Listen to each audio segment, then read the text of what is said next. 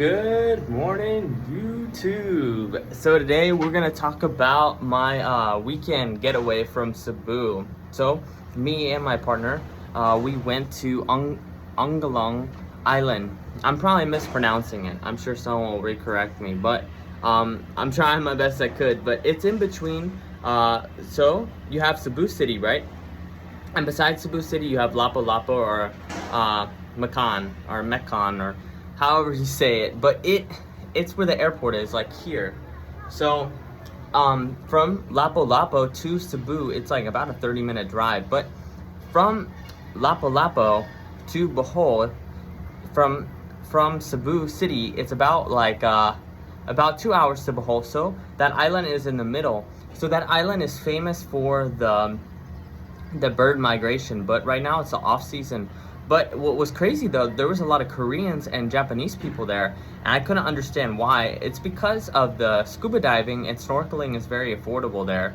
I didn't try it, but there was a lot of Koreans and Japanese people there, and it was interesting because the Japanese and Koreans were like best friends. Like, I don't know if they like come here for English school in summertime to learn English, and then they become friends, and then they go and do like a day trip there, and then they're like speaking English to each other. So it's like kind of interesting, and how like similar they are in culture. But the island is very like local. Like I didn't see any Western tourists, only like Japanese or Korean, like a little bit of them, and then all like local Filipinos.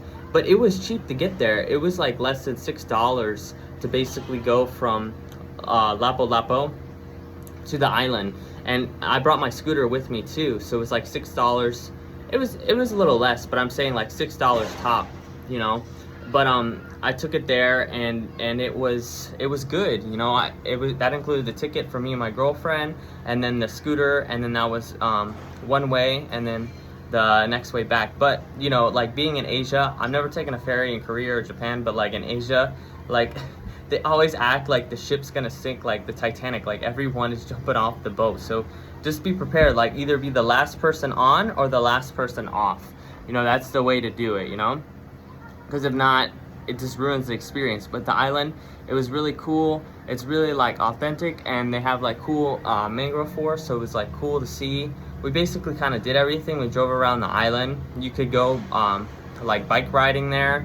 The food was affordable. It was actually pretty good on the island because we went to like a hotel and we had the chicken teriyaki.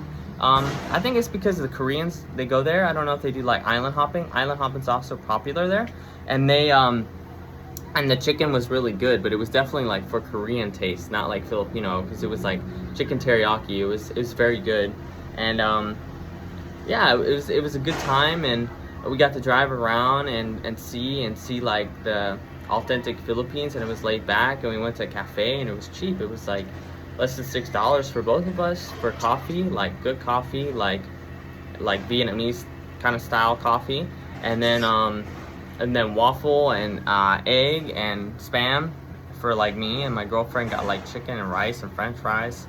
We had it for brunch though, but they have good options actually on the island, so it's good. I highly recommend to check it out. Like, I'd give the island like I'd probably give it a 6.7, 6.75, because like if the birds were there, I would make it higher. Like, that's what it's famous for. But like for me, it's just like one of many islands. That's what I like about the Philippines. Like, you have these islands that are just like remote and very like authentic, and that's like hard getting to see, like in Thailand and Vietnam now, and even like Cambodia. Like, everything is becoming like over commercialized. Like, you go to a place and you feel like you're in Disneyland. Like when I was in Thailand, that's what disappointed me. Like, going to the places, I didn't feel like I was in a country. I felt like the Thai people were like employees, and it was just a bunch of Western tourists, or yeah, basically Western tourists, and I felt like I was in America, And I like how in the Philippines, like, it being like the bad infrastructure and the corruption and all the bad stuff is sometimes good in a way. I know that may sound crazy, but it's like the bad infrastructure allows the islands to not get over tourism. Like Barangka, I've never been, but I'm sure it's similar to Thailand. But that's what's nice. You go to these places like Coron, and they're like untouched for now. you know.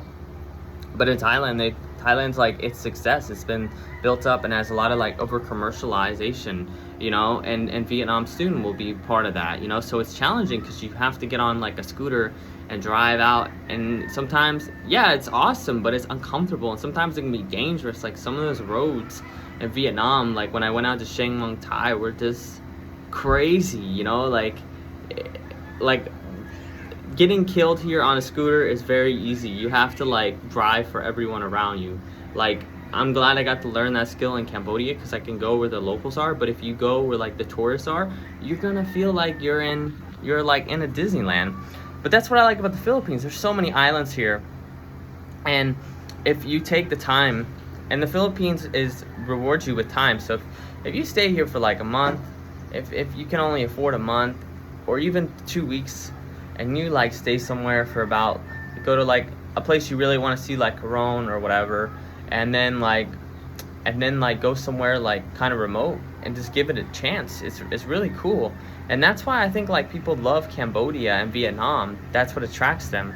But like in Thailand and Bali, it's like been over commercialized. So yeah, thanks for watching. That was kind of like my weekend trip. I spent like $100 in like total for me and my girlfriend. The hotel was nice. We had like our own little house thing, and it was cool. It was secured. It had security and everything. It was like a Philippine suburb. It was crazy, but that was my experience. And stay tuned, more stuff's coming. Thanks for supporting the channel. See y'all.